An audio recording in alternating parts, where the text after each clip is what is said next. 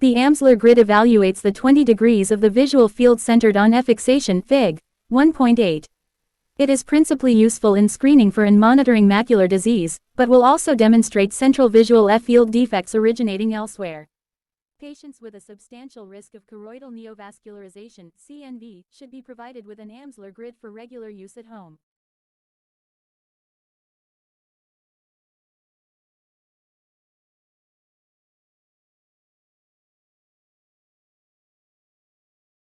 Tip: An Amsler grid is a simple and easy method of monitoring central visual field and is commonly abnormal in patients with macular disease.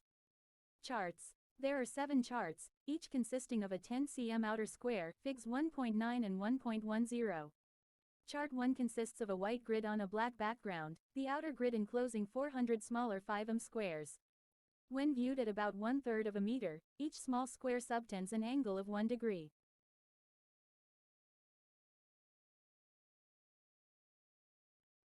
Chart 2 is similar to Chart 1 but has diagonal lines that aid fixation for patients with a central scotoma.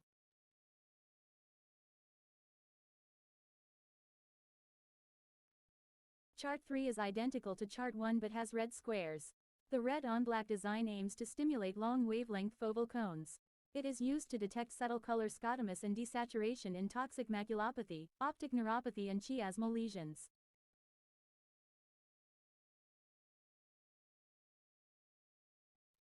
Chart 4 consists only of random dots and is used mainly to distinguish scotomas from metamorphopsia, as there is no form to be distorted.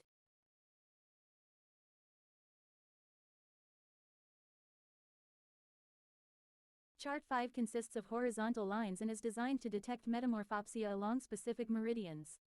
It is of particular use in the evaluation of patients describing difficulty reading.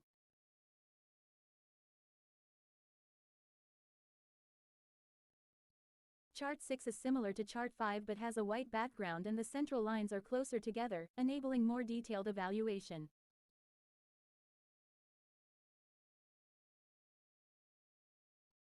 Chart 7 includes a fine central grid, each square subtending an angle of a ½ degree, and is more sensitive.